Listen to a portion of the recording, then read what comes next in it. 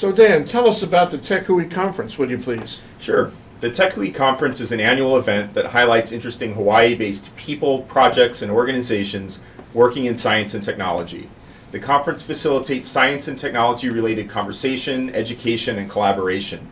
The event's organized and sponsored by a coalition of academic, nonprofit, and commercial entities, including the University of Hawaii, Oceanit, Superb Internet, Pukoa Scientific, HTDC, ThinkTech, Revolution, and Ikayzo. This year, as I understand it, it's shaping up to be the most exciting to date, with presentations from Google on HTML5, Oceanit on nanotech, Avatar Realty on game design, and UH's Dr. Marcelo Kobayashi on evolutionary mechanical engineering. I really want to find out what that is. The Energy Technology Super Panel will cover algae biofuels, solar technology, and a new electric car sharing network coming to Hawaii soon. Subsequent panels will run on 2 tracks, covering mobile development, that's iPhone and Android both, rich internet applications, that's Flex, Silverlight, and HTML5, social media, inventors, and dual-use technology. The conference is going to end with a super panel on 3D computer graphics for film and gaming. In short, something for everyone. The conference is on June 26th, coming up in 10 days. Which is what day of the week? It's on a Saturday. It runs from 9 to 5. It's an all-day event. The keynotes are in the morning, and we have some really interesting keynotes, so we encourage people to come, to be there for the beginning of the conference. There's a lot of meat toward the beginning. And then we're going to kick into the renewable energy panel. We call it a super panel because it covers, it's not in a track, everyone can attend. Then we split into 2 tracks for 4 slots, covering everything from social media to Star Trek Tech Today, where we look at technology that you might have seen on the Enterprise when you watched Star Trek 10 years ago, but is actually here today. And there's some people I'm particularly interested in hearing. Dr. Kobayashi talking about how he applies biological processes to mechanical engineering. So for example, if you're trying to model a plane to go faster, you give it parameters that it can vary, and it will create variations similar to mutations in biological systems, and the slower designs die, and the faster ones replicate. Oh, how interesting. Interesting Yeah. What do they call it? Chicken skin. Yeah, it's exciting stuff.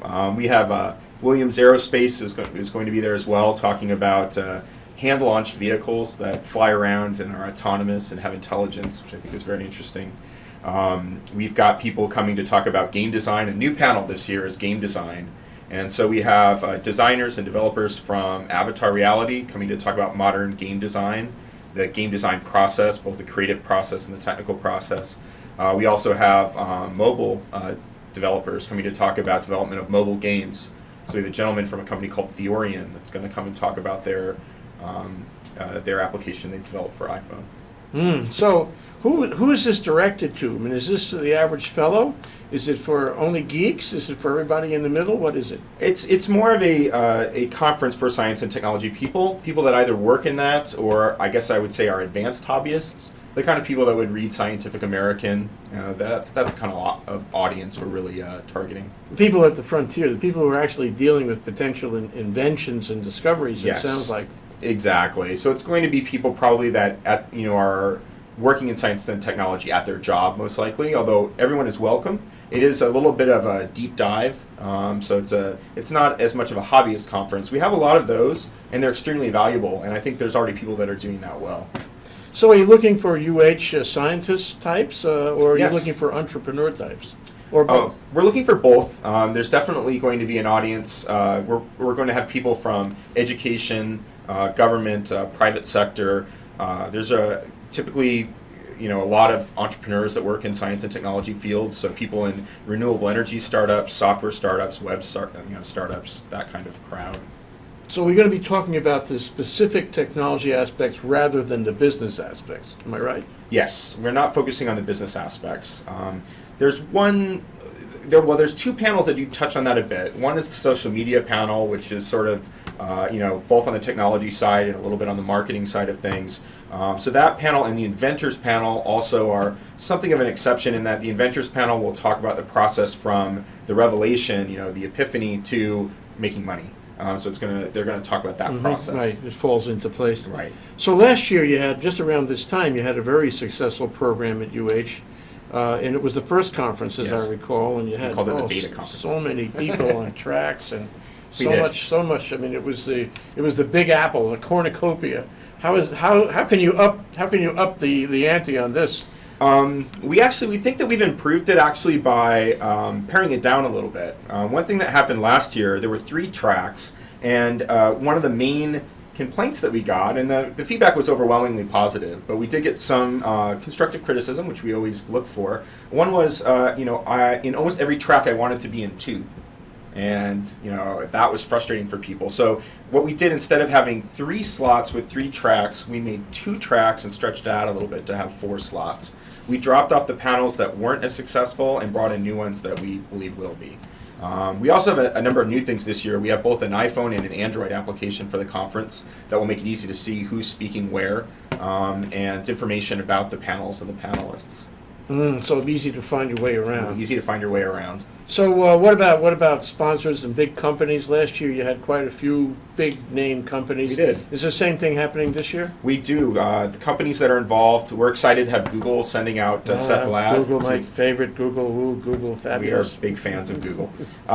In terms of local sponsorship, we have Pukoa Scientific, Revolution, so it's nice to have someone from the renewable energy space this year. We have HTDC and Pacific New Media College, which is a UH college that is providing the venue. So we have good sponsorship this year. I can't forget Oceanit. Oceanit is a big player this year. We have a keynote from Oceanit, a panelist from Oceanit, and they're a sponsor. And you have ThinkTech Hawaii too. ThinkTech Hawaii is invaluable. We support you in every way. And we greatly appreciate that.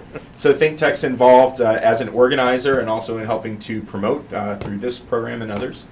Okay, so if I come down, one thing, if I come down and I'm an energy person, and I'm really interested in energy technology, am I gonna have a good time going to the other tracks? I think so. If you're an energy person and you really just want to know about energy, you could come for the first half of the day because energy is all concentrated there. We have a renewable energy and energy technology actually super panel that's occurring before lunch. That will have Heidi Kuhnle from Kuhnle Agri-Systems talking about biofuels. We're going to have Green Car represented there talking about a new electric car sharing network that's coming to the state. And we're going to have Mark Duda.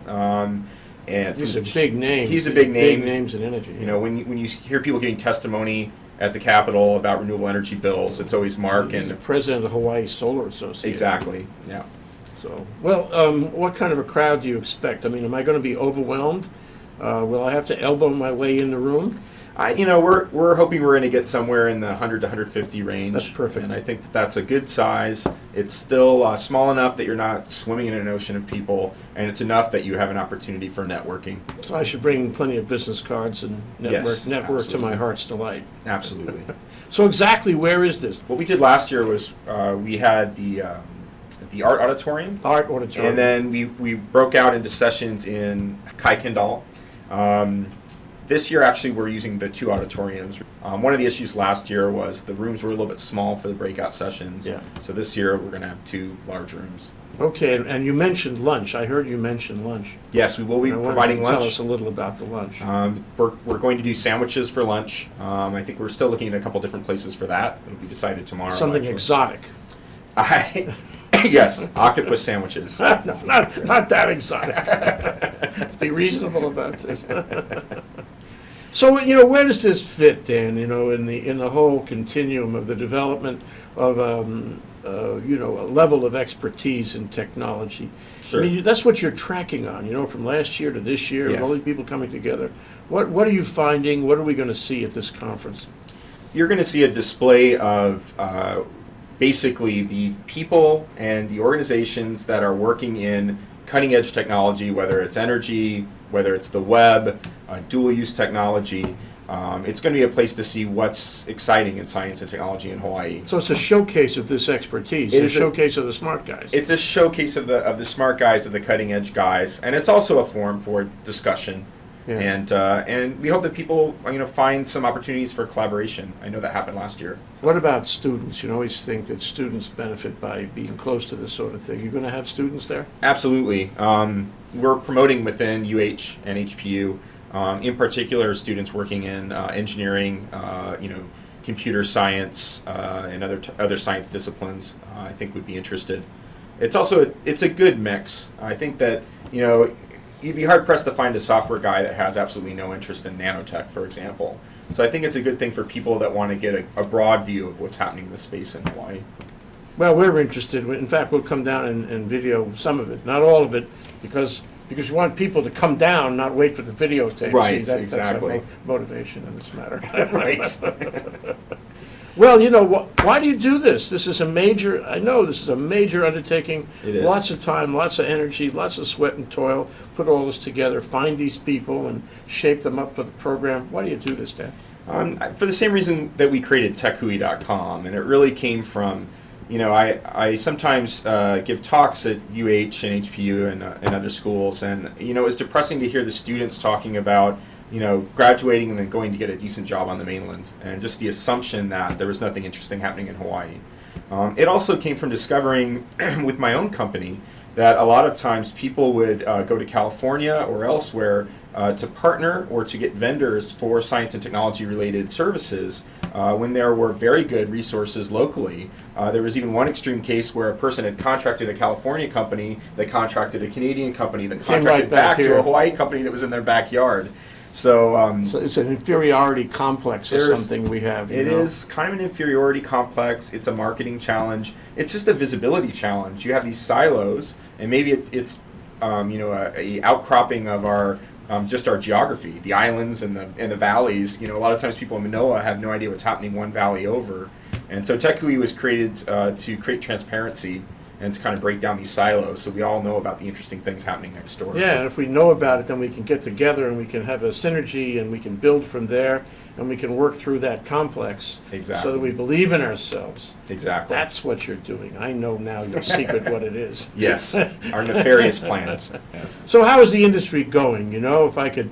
First of all, this is a canary in the coal mine because this gives us a view about who's out there, who's doing what, and how good it is. Yes. But you're, in putting it together, you must have some view of how it's going between, say, last year and this year. Yes. And we know we stumbled on 221, but what's the state of the industry, the state of the expertise, the state of the enthusiasm? I think that last year was, to be honest, a bad year for tech and for tech businesses in Hawaii, and there's those two are heavily interrelated. Interesting advances in technology occur when there's money flowing into technology. So there are fewer players this year than there were last year, and it's caused actually, unfortunately, an exodus of very good engineers and scientists from the state. So I think there is some cautious optimism this year. It's happening in different areas. There's a lot of money that's been flowing into education and into the companies that are doing dual use, and they're starting to subcontract to other companies in Hawaii. So the money is more on the federal side. There's been money that's been put into the schools to experiment with utilizing technology to get to provide better education cheaper, and so there's some interesting things happening in that space. So it's an uphill battle, but we do have some advantages to being in Hawaii. There's the military presence and the opportunity for dual-use companies. You have the companies that have been here, slogging away for decades, like Oceanit, a few of them, and they are going to weather this storm because they've been around for a while and they know how to get through this kind of situation. And they're innovating and they're doing fascinating things. And there's some of the small guys that have soldiered through. And I think what doesn't kill you makes you stronger. So I agree. Absolutely. Yeah. Well, you're there, and people who come to this program will be there and sort of take temperature and see what's going on, both Yes. in terms of expertise and achievement, but also in terms of enthusiasm. Thanks for your enthusiasm, Dan. You've been consistently enthusiastic. Thank you. And you've become a leader in this whole area, and when we look to find the state of the industry, we look at you, Dan. Yikes. Thanks for that, man. Thanks for coming on. Thank you very much. Take care. Thank you.